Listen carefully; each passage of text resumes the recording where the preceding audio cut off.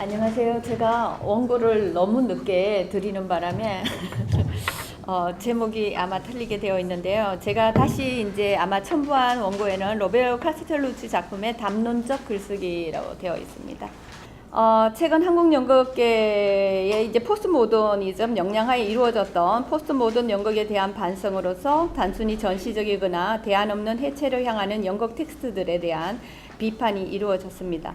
프랑스 연극학자 파트리스 파비스는 자신의 글에서 한스티스 레만의 포스트드라마 연극은 포스트모던 연극 이론의 그 개념적 토대를 형성하기 때문에 포스트모던 연극이 반성되는 지금 포스트드라마 연극에 대한 반성 역시 요구된다고 하면서 포스트모던 연극에 대한 반성적 사유를 촉구하였습니다. 하지만 현재 우리 연극계에서는 포스트모던 연극에 대한 비판적 논의보다는 오히려 포스트모던 예술로서의 다양한 실험이 이루어지고 있는 현실입니다. 이런 현실에 대한 인식과 함께 본 논문에서는 한국 연극의 현 혹은 다음의 과제로 다가올 포스트모던 연극에 대한 반성적 성찰로서 담론적 글쓰기를 살펴보고자 합니다. 본고에서 다루고자 하는 담론적 글쓰기는 포스트모던 예술의 한계에 대한 반성적 성찰을 행하면서 21세기 새로운 연극 예술을 실천하고 있는 로메오 카스텔루치의 작품을 통해 고찰하고자 합니다.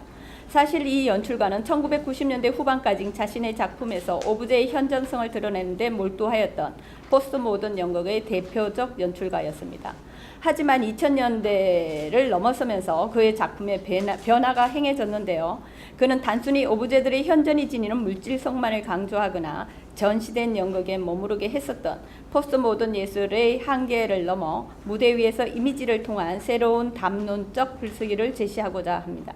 이런 변화된 관점은 카스텔루치 스스로 연극 공간은 결코 피해자와 피의자가 동등하게 말하는 법정이 아니라고 주장한다는 점에서 그 의지가 더 명백해진다고 할 수 있습니다. 본문에서 다루고자 하는 작품은 원래 원 논문은 3가지의 작품을 다루고자 하는데요. 현재 이 논문이 완성되지 않아서 오늘 여기서 다루고자 하는 작품은 비극적 형식의 내적 자동 생성이라는 작품이고 이 작품은 조금 있다가 다시 구체적으로 제가 설명하고자 합니다. 이 작품은 이제 보통 11개의 에피소드가 있는데요. 제가 다루고자 하는 작품은 파리에서 행해진 에피소드입니다. 카스텔루치는 사실상 우리 한국에서 알려지지 않은 연출가는 아니고요. 2003년에도 저희 한국에서 공연을 했고요. 2011년 그리고 2013년에 페스티벌 봄 축제에서 초청이 되었고요. 그 다음 3번째 제가 원래 다루고자 했던 작품의 봄의 축제라는 작품은 2015년 강주 국립아시아문화전당 개막 초청작으로도 사용되었습니다. 이러한 그의 작품의 포스트모던 연극의 한계에 대한 반성과 함께 이렇게 행해지는 그의 이미지의 담론적 글쓰기가 근거하는 사유의 틀을 우리가 이제부터 살펴보고자 합니다. 포스트모던 예술의 위기를 말하는 많은 이들은 이미지의 종언을 애도하고 이 이미지와 함께 이미지가 유래하는 다른 곳을 직접적으로 증언하는 이타성이 사라졌다고 한탄하였습니다. 이는 반재현을 주장하던 모던 예술을 비형상으로 단순하게 이해하며 포스트모던 예술이 재현 불가능한 것으로 치달아갔음을 철학자 랑시에르의 도움으로 우리는 이해할 수 있습니다. 말하자면 조금 문단을 넘어갔어요. 포스트모던 예술에서 주창된 재현 불가능성은 모든 형상적인 것, 재현적인 것을 거부하면서 모든 종류의 유사성을 배제시켰다는 것입니다. 그래서 사람들은 이미지의 종언을 애도하고 이미지가 유래하는 다른 것을 직접적으로 증언하는 이타성의 부재를 한탄했습니다. 하지만 이에 대해 철학자 랑시에르는 이미지의 종언을 애도하고 이미지가 유래하는 다른 것을 직접적으로 증언하는 이타성의 사라짐을 한탄하는 이들은 자기 동일적이어야 하는 재현적 이미지 구성을 예술의 고유한 것으로 여기고 있다고 지적하고 있습니다. 그런데 자기 동일적인 이미지가 유래하는 것을 직접적으로 증언해야 한다는 억압에 대한 저항이 이미 모든 시대에 담론화되었습니다. 이미지 종언에 대한 문제는 결국 반재현을 주장하던 모든 예술을 반모방적인 혹은 비형상으로 단순하게 이해하면서 야기된 것임을 이해할 수 있습니다. 조금 전에 자꾸 하는 게 이런 관점과 함께 본 논문에서 논의하는 이미지는 다시 말하자면 더 이상 생각이나 감정을 코드화한 것이 아님을 우리가 밝혀두고자 합니다. 그래서 이 이미지는 사물 자체가 말하고 침묵하는 방식으로서 드러내는데요. 다시 말하면 사물의 신체에 직접적으로 기입된 사물의 의미작용으로서 또한 아무런 의미를 드러내지 않는 이미지의 집요한 무언으로서 나타난다고 할 수 있습니다. 이러한 논점은 제가 조금 더 설명을 하자면 사실상은 이제 포스트 모던으로 넘어오면서 우리가 재현의 관점을 배제를 하기 시작했죠. 그래서 재현적인 모든 것을 배제를 함으로써 사실상 모든 것이 모방으로 치달아간 거죠. 그래서 우리가 미메시스라는 개념 자체를 재현과 모방이라는 두 가지 관점을 갖고 있는데 사실은 우리나라의 많은 이론서들이 그거에 대한 정확한 개념 정의 없이 마구 섞여서 사용하는데요. 아리스토텔레스적인 재현이 우리가 과거 그동안 모던에서 그토록 거부하고자 했던 바로 그 반재현의 재현 개념이죠. 그건 무슨 얘기냐면 그 어떤 대사, 말이 가지고 있는 어떤 의미를 그대로 드러낸다는 얘기예요. 그런데 이제 그것에 대한 반대급부로 나타났던 포스트 모던에서는 결론은 그 말, 그 이미지들의 어떤 의미도 부여하지 않음으로써 결론은 그것은 이제 모방, 플라톤적인 모방, 시뮬라크로라는 모사로서 넘어가 버린 거죠. 그렇다면 포스트 모던이 지나가면서 그렇다면 예술가가 해야 할 것이 무엇인가에 대한 반성들이 계속해서 있었다는 거죠. 거기에 대한 새로운 글쓰기가 바로 담론적 글쓰기고 이 담론적 글쓰기를 행할 수 있는 부분은 바로 이 말 못하는 이러한 오브제라든가 이러한 이미지들을 어떻게 접촉시킴으로써 그것을 충돌을 통해서 드러낸다라는 거예요.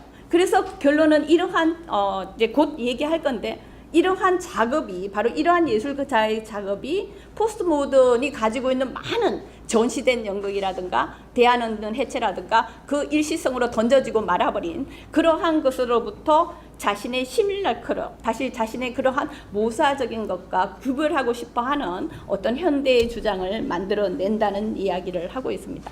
그래서 다시 내려오면 낭치에르는 사람들이 애도하는 사라진 이타성을 더 이상 이미지의 기원으로서가 아니라 그러니까 재현적인 어떤 그러한 메타적인 것이 아니라 이미지의 구성 자체에 관여하는 예술가의 조작으로 설명하고 있습니다. 이 조작은 전체와 부분 사이의 관계 그리고 가시성과 가시성에 결부된 의미화와 전동의 힘 사이 조금 어려운데 말이 직접적으로 옮겨서 조금 내려가면 예술의 생산에 복제 기계의 특성들 속에 감추면서 예술의 조작을 생산적 기술로부터 분리시키는 그 간극 속으로 어떤 그 예술가의 어떤 영혼적 흐름을 집어넣는 것이라고 할 수 있습니다. 예, 말하자면 이 조작은 직접적으로 자신의 이유를 드러내지 않고자 단편화된 이미지들 사이의 간극으로 미끄러진다라는 것은 그 각각의 사이 속에서 어떤 얘기를 이제 만들어내는데요. 이 이미지들 사이의 관계를 통해서 새로운 어떤 것을 창조해내는 것입니다.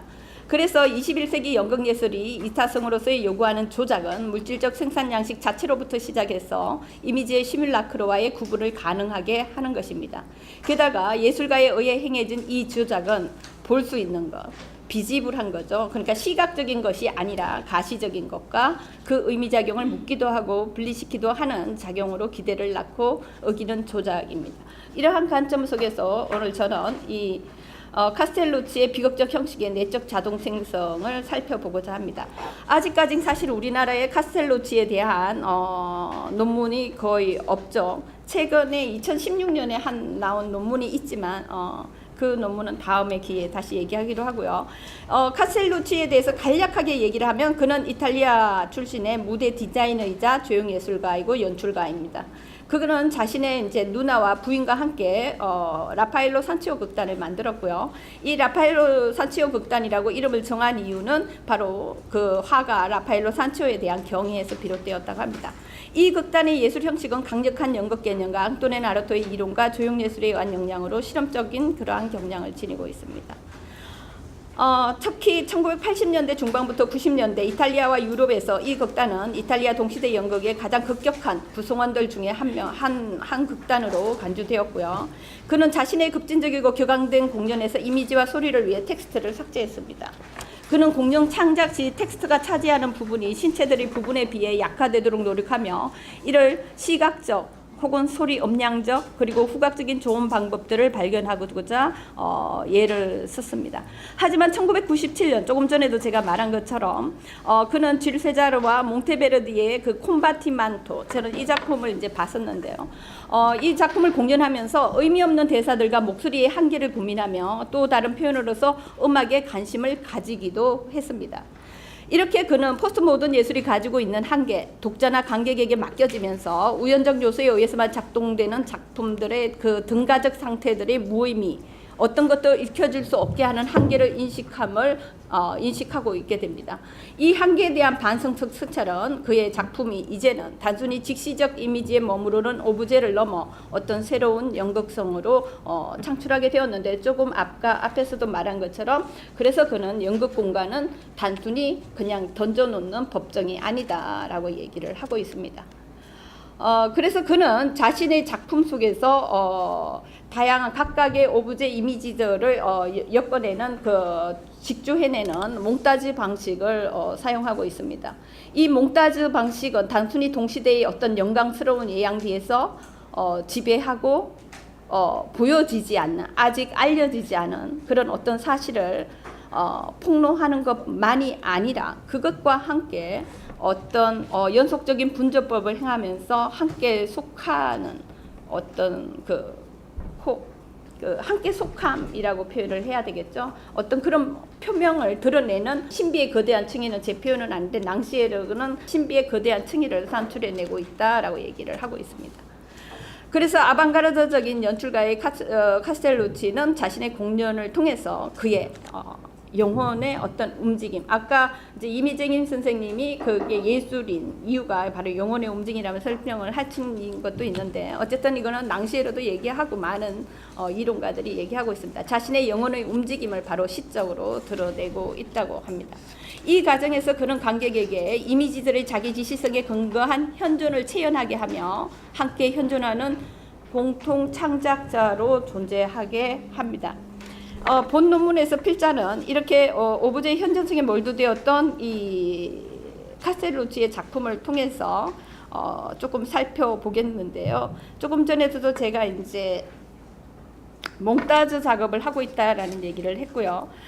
단순히 이제 몽타주 작업을 할 수밖에 없는 이유는 우리가 1차적인 어떤 직접적인 메시지를 주지 않는다는 것도 방법이죠. 그리고 제가 지난해에 발표했던 픽션, 새로이 투환되는 픽션이라는 용어에서 사용했던 그 어떤 스토리텔링적인 요소에서는 바로 그것이 아무런 의미를 드러내지 않을 때 가능하다는 거예요.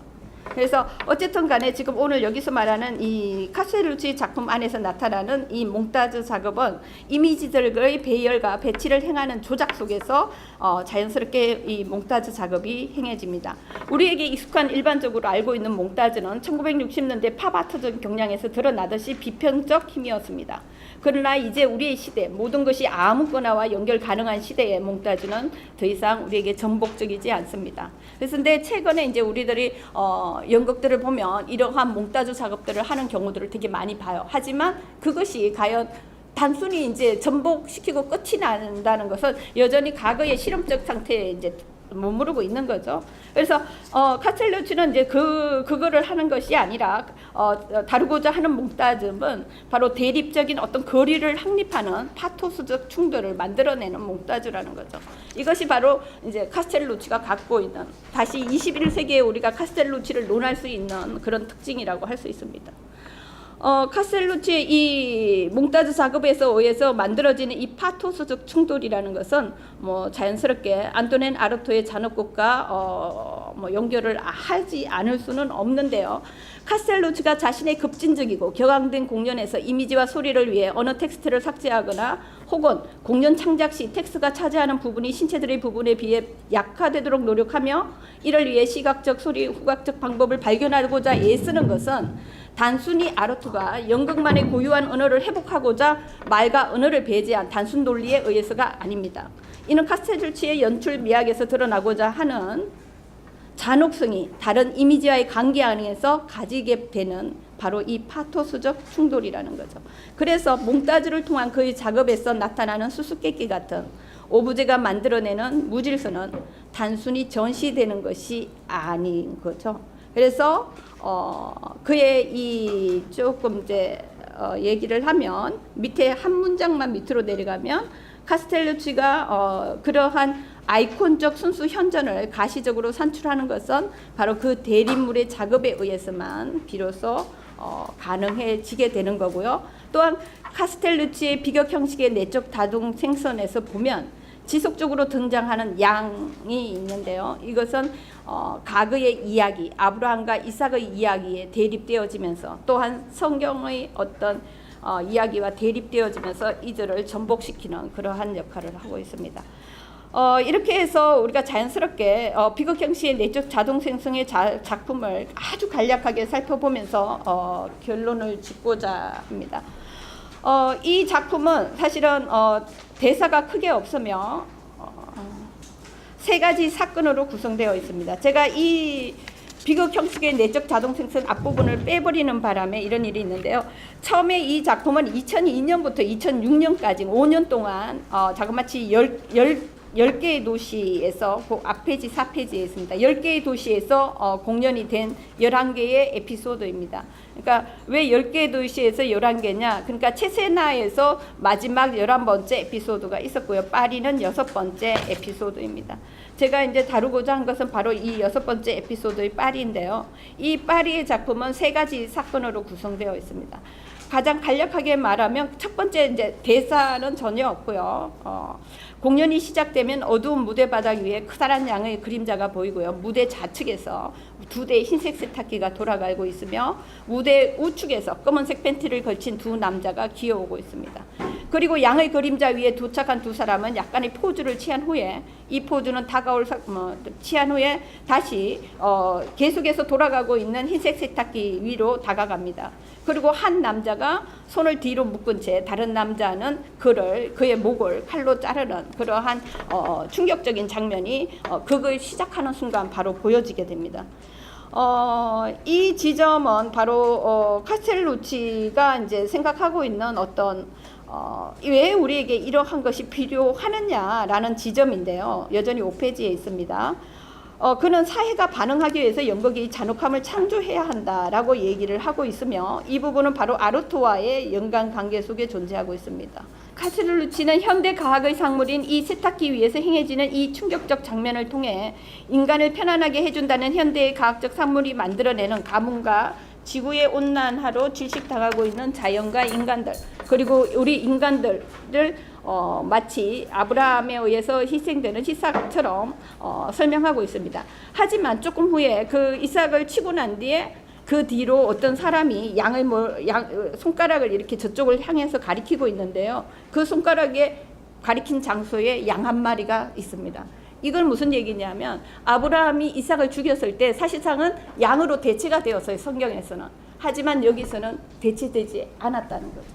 결론은 이러한 상황 속에서 성경에서는 이삭을 구해준다는 하나님이 결론은 이삭을 구해준다는 믿음에 대한 그러한 환상이 헛된 것임을 다시 한번 알려주고 있고요. 아까도 얘기했던 것처럼 과학에 대한 어떤 믿음 역시 역설적으로 우리를 더 나은 삶으로가 아니라 또 다른 희생을 요구하고 있음을 이 상황을 통해서 보여주고 있습니다. 그렇게 해서 피 흘리는 이삭은 어디로 향해지느냐? 검은색 비닐봉투 속으로 당겨집니다. 마치 우리가 일회용 소모품을 버리는 것처럼 그 검은색 비닐봉투에 당겨져. 이게 첫 번째 사건입니다. 두 번째 사건은 그리고 난 뒤에는 그 검은색 비닐봉투 안에는 한 마리 양이 대체되어서 거기서 흔들고 있어요. 그리고 두 번째 사건에서는 이제 이렇게 해서 이제 남자들 계속 세탁기는 돌아가고 있는데 그 세탁기 문을 열어서 옷을 꺼내서 물기를 털어내고 옷을 막 입는데 그 옷이 어떤 옷이냐면 뭐 어떤 나라에서는 경찰복일 수도 있고 어떤 나라에서는 군인복일 수도 있는 그런데 이제 텍스트 안에서 보면 군인복이라고 봐야 되겠죠. 그래서 그 군인복을 입고 그들이 아주 즐거워하면서 각자의 옷에다가 막 호스에서 물을 막 뿌리고 있습니다. 그런데 그들 뒤로 누가 지나가느냐 하면 금발의 붉은색 옷과 모자를 쓴 남자가 한 마리의 양을 안고 지나가고 있어요. 그러면 결론은 자연스럽게 이들의 모습 역시 그 어떤 두 가지 이미지가 다시 병치되어지면서 그들 역시 희생되어질 수밖에 없는 어떤 그러한 모습들을 보여주고 있고요. 조금 밑으로 빨리 내려가면 무대 좌측에는 사진을 찍는 남자 앞에서, 그리고 이들은 호수의 물을 받아서 촛대와 미사 촛대와 총을 갖다가 막 엄청나게 거기다 물을 막 뿜어대는 그러한 모습을 마치 침수교에서 어떤 그걸 씻어내는 그러한 어떤 행위를 하고 있습니다. 그래서 그들 스스로가 어떤 행해지는 전쟁들, 그리고 그들은 마치 전쟁을 앞서서 나가기 전에 사진을 찍는 그런 기념 출정식 사진을 찍는 모습을 사진사 앞에서 보여주고 있고요. 이러한 과정 중에서 그 앞에 그 영사기를 통해서 막 사진이 흔들리고 빛과 음량이 혼란스러운 상황 속에서 그 군복을 입은 이들이 세탁기 위에 가서 막 세탁기를 아주 엄청난 혼란스러운 상황 속으로 두들리고 있습니다. 이때 그 무대 중앙에는 그 어떤 그 양이 들어가 있는 집이 음량들과 함께 흔들리면서 돌아가고 있고요. 다시 세탁기 위에는 엎드려 있는 군인과 도끼를 내려치는 그러한 모습들이 보이고 있습니다. 그런데 그들이 이렇게 집단의 폭력들을 통해서 개인들의 끊임없이 희생되어지고 가고 있음에도 불구하고 그들은 마치 그들이 엄청난 자기들이 잘한 것처럼 서로 하이파이브를 하고 그들의 머리 위에는 가짜 무지개 반응 모형이 이렇게 그려져 있습니다. 그래서 이러한 이미지들이 끊임없이 이렇게 병치되고 직조되어지면서 이러한 이념의 헛된 현상을 아주 직접적으로 드러내는데요. 그 상황 속에서 또한 그 프랑스군의 프랑스군의 그 깃발이 같이 이렇게 걸려 있습니다. 그래서 이러한 모습들이 사실은 끊임없이 이제 직조되어지고 있는 거죠. 그래서 세 번째 사건은 이거와는 상당히 다른 사건인데요. 모든 것이 다 깜깜하게 있는 상태 속에서 저쪽 밖에서 한 명의 남자가 그 큰 거실에 문들이 있는데 유리 창문들을 갖다가 계속 이렇게 두들리다가 어떤 도구를 사용해서 그거를 문을 이렇게 깨서 유리창을 깨고 열고 들어오고 난데 도구를 던져버려요. 그럼 땡글랑 하면서 이제 그 도구를 사용했음을 분명하게 드러내서 보여주고 있죠.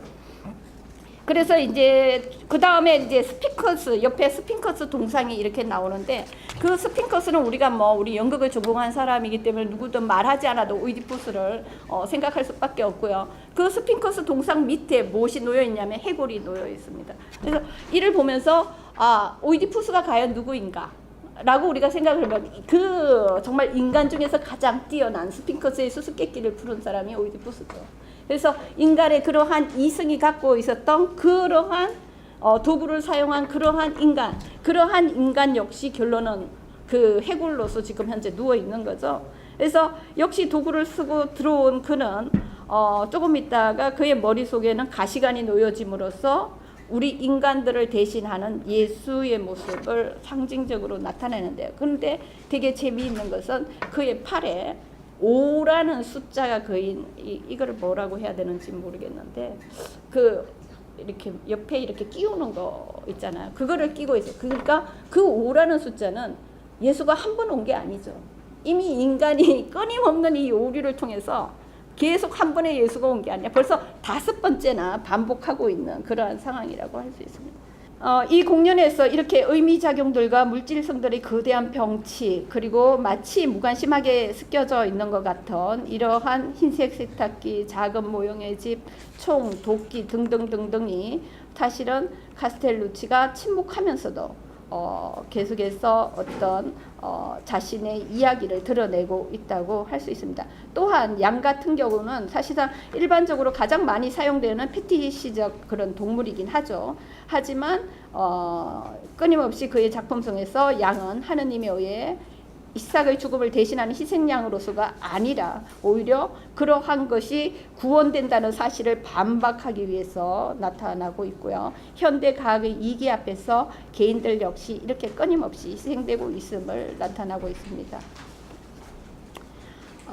그래서 본 논문은 포스트 모던 예술의 한계에 대한 반석적 성찰을 행하며 예술의 새로운 패러다임을 제시하는 낭시엘의 도움과 함께 조작이라는 것을 더 이상 이미지가 사라진 것에 대한 어떤 예술이 어떤 것도 드러내지 않고 단순히 전시한다는 것에 대한 이타성이 사라졌다고 애도하는 사람들에게 대해서 더 이상 어떤 이미지의 기원으로서가 아니라 이미지의 구성 자체에 관여하는 예술가의 조작을 통해서 우리가 고찰을 하였습니다. 이렇게 해서 카스텔루치는 아이콘적 순수 현존을 그 대립무의 작업에 의해서 비로소 어떤 가시적인 것을 창출해내고 있습니다. 그래서 그의 작품의 담론적 연출은 이미지의 무언가, 이미지의 웅변을 제한 없이 소통하게 만드는 장대한 시로 스스로 변형하는 것을 대가로 했으만 이렇게 가능합니다. 이렇게 해서 이 담론적 연출은 포스트 모던을 넘어서 유사성을 산출해내는 기계적인 것으로부터 자신의 조작을 분리시키는 작업을 행하게 되고요. 또 다른 한편 그의 작업에서 어떤 다른 유사성을 발견하고자 하는 것입니다. 달리 말해 그의 작업은 무대의 이미지를 직접적인 메시지 산출로부터 분리시키고자 단편화된 이미지를 사이의 간극으로 미끄러지고 또는 이 이미지들 사이의 관계를 통해 새로운 어떤 것을 창조해내고 있습니다. 이렇게 해서 예술가의 이 조작은 물질적 생산 양식 자체로부터 시작해서 기존의 시뮬라크르와의 구분을 가능하게 하고요. 또한 그의 이 조작은 가시적인 것, 볼 수 있는 것과 의미 자금을 묶으면서 하나의 담론적 연출을 창출해내고 있습니다. 저희는 사실 그 총서 작업을 같이 하고 있기 때문에 그 영국인 복지재단에서 그 선생님께서 발표하시는 거를 제가 들었어요. 그때는 그림이랑 이 그 영상들을 보여주시면서 말씀을 하셨기 때문에 사실 더 이해가 빨랐는데 오늘은 영상을 보여드릴 시간이 없는 것이 저는 개인적으로 조금 안타깝게 느껴지고요. 그래도 선행학습이 있었기 때문에 저는 오늘 지난번보다도 더 재밌게 들었습니다. 그리고 그래서 지금 시간이 초과됐기 때문에 사실은 끝나야 될 시간에 제가 질의를 하는 상황이 돼서 아주 간단하게 그 정말 궁금한 점만 질문을 드리겠습니다. 첫째, 오늘 예를 지금 담론적 글쓰기라고 말씀을 하시면서 그 예로서 드신 그 작품의 제목이 비극적 형식의 내적 자동 생성이에요. 그래서 이 제목이 선생님께서는 지금 이분의 작품들이 이미지극이잖아요. 저는 솔직히 이걸 담론적 글쓰기라고 해서 저는 왜 이미지극인데 이걸 담론적이라고 얘기를 하시는가 그게 굉장히 궁금했었어요. 기센대학의 그 안드레이 비어트가 독일식으로 얘기를 하자면 담론적이라고 하면은 다이얼로그를 먼저 생각하고 관객과의 대화를 통한 그런 디스코스 시어터를 생각하거든요. 근데 아마도 프랑스 쪽에서 얘기하는 거는 롤랑 바르트적인 그 후기 구조주의적인 그런 디스코스를 얘기하는 것 같습니다. 그래서 그런 면에서의 담론인데 그렇다면 무엇에 대한 담론인가가 분명해져야 될 것 같아요. 그러니까 여기서는 언어라든지 말을 통한 담론이 아닌 이미지에 대한 담론이거든요. 그렇죠. 그래서 그게 설명이 정확하게 더 되려면 그러니까 선생님 말씀을 듣고 아 이게 이렇게 다르구나. 그리고 카스텔루치 진짜 흥미롭다. 그래서 미국 민주주의 꼭 봐야 된다. 그죠? 그쵸. 우리가 현대 국립미술관에서 아주 굉장히 지금 야심작으로 지금 계획을 세우고 있는 10월과 11월 사이에 성남 아트센터에 온다고 하는데 비싸더라도 가야 된다 막 이러더라고요. 근데 비싸지 않게 지불하고 가는 방법을 우리가 연구해봐야 될 것 같은데 어찌됐든 왜 좋은 작품이면 꼭 비싸야 되는지 저는 근데 영국인을 생각하면 당연히 비싸야 되는 거죠. 그만한 가치가 있다고 저는 생각합니다. 그러니까 밥 한 끼 안 먹고 술 한 잔 안 먹고라도 가서 봐야 된다고 말이 길어지고 있습니다. 죄송합니다. 그래서 어찌됐든 저는 이 굉장히 도발적인 이미지 제의극으로 많이 얘기가 되고 있는 이 로메오 카스텔루치의 글쓰기가 무엇에 대한 담론인가에 대해서 좀 궁금하다는 생각이 들었고요. 왜냐하면 선생님께서 오늘 풀이를 많이 해주셨어요. 이 장면들이 과연 무엇에 대한 해체이고 무엇에 대한 패러디인가를 설명을 하고 계시는 것 같은데 아까 분명히 그 초반에 말씀하셨기를 이미지는 더 이상 생각이나 감정을 코드화한 것이 아님을 밝혀준다 이렇게 얘기를 하셨는데 혹시 조심스러운 질문인데 첫째 질문은 생각이나 감정을 코드화한 것이 아닌 게 아니고 일정한 생각이나 일정한 감정을 코드화해서 그것을 풀이하는 것이 아니라 끊임없이 대화할 수 있는 어떤 기폭제를 마련하는 것이 이미지들이 아닌가. 그래서 우리가 나름대로 개별적으로 자신이 가지고 있는 기존의 생각과 어우러지는 디스코스를 할 수 있는 것이 아닌가. 이건 좀 조심스러운 질문이에요. 네. 지금 현재 이제 이미지는 더 이상 기호와 코드화가 아니다라는 말은 바로 재현적 이미지를 그렇지. 상상하시면 되겠습니다. 그러니까 재현적 이미지가 갖고 있는 하나의 이미지 안에 우리가 가장 쉽게 볼 수 있는 재현적 이미지는 우리가 뭐 TV 뉴스 딱 보면 나오잖아요. 무엇을 위해서 나타나는 이미지들. 그거는 보면 전쟁 이런 얘기를 할 수 있는 그런 이미지는 아니라는 거예요. 그러니까 그 이미지가 그대로 재현적인 의미를 만들어내는 그런 이미지가 아니라. 그러니까 그러면 그 이미지는 뭐야? 결론은 아까 제가 말해서 적었지만 말 못하는 이미지라는 거예요.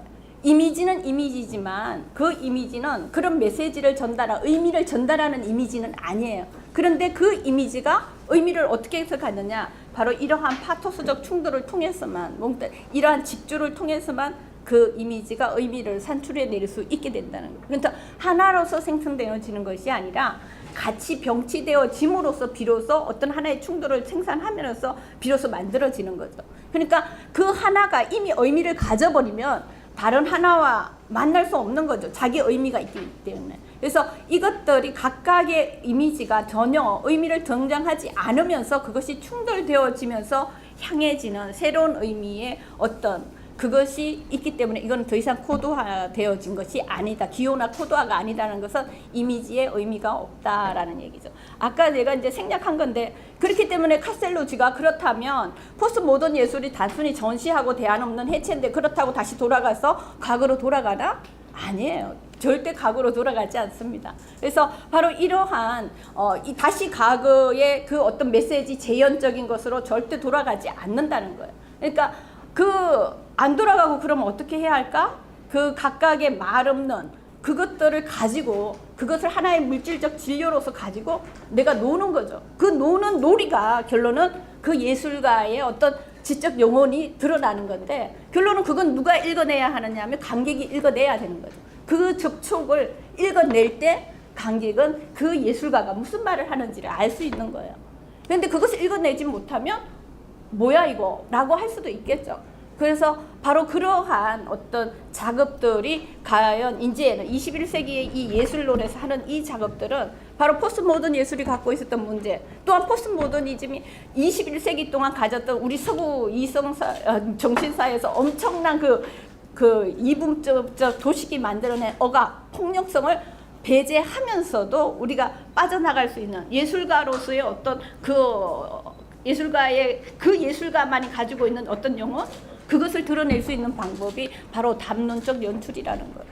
그래서 그 담론은 그래서 밑에 잠깐 아주 간단하게 적었는데 이미지가 모여졌을 때 비로소 어떤 것의 소리가 담론이 되어질 수 있다라는 거예요. 제가 질문한 취지하고 크게 다르지 않다고 생각하는데요. 그러니까 저는 사실은 출발점으로서 그 어떤 그 기존의 이미지, 그게 하나의 이미지일 수도 있고 여러 가지 의미를 내포하는 이미지일 수도 있는데 특히 이제 기독교적인 그런 전통에 의거한 이미지를 지금 그 이미지를 비틀고 완전히 다른 아까 조작이라는 표현 많이 쓰셨는데 다른 조작과 구성 가운데서 사용함으로써 다른 맥락에서 사용함으로써 디스코스를 유발해서 새로운 이미지는 고정되지는 않지만 거기서부터 새로운 출발이 될 수 있는 거죠. 그래서 사실은 지금 우리 하영주 선생님께서 읽어내신 것처럼 평론가가 사실은 재미있게 읽어낼 수 있는 굉장히 흥미로운 대상이라고 저는 생각을 합니다. 그런데 이게 다성적인 목소리를 가지고 있어서 저는 박진희 자꾸만 생각이 나는데 그래서 이미지라고는 하지만 그런데 안드레이 비어츠하고 다른 거는 뭐냐면 언어를 통한 것이 아니라 이미지를 통한 디스코스라는 것이 이제 차이가 있다고 저는 봐요. 그래서 더더욱 흥미롭게 저는 느꼈고요. 그래서 선생님 자꾸 이제 재현에다 고정을 시키시기 때문에 그런데 제가 표현하는 언어하고는 다르지는 않은 입장이신 것 같아요. 제가 이해를 하기로는. 그러니까 기존의 어떤 이미지가 가지고 있는 그런 어떤 고정된 관념을 폭로하는 거죠. 거기 해체하고 폭로하는데 거기서부터 출발을 해서 근데 제가 너무 길게 얘기하면 안 되니까 또 하나 그냥 이거는 이제 인포메이션을 위해서 선생님 죄송해요. 해체하고 폭로하는 게 이제 아까 말한 거 1960년대 팝아트적인 그런 거라는 거죠. 근데 이 카스텔루치는 그 단계를 넘어서서 당연하죠. 그걸 넘어서기 때문에 단순히 해체하고 뭐 폭로하고 그거는 이미 사실 많이 아까도 제가 이제 발표하는 과정 중에 지금 두 번째 질문 들으시면 선생님이 말하시려는 거 얘기하실 수 있을 것 같아요. 네. 그럼으로써 지금 여기까지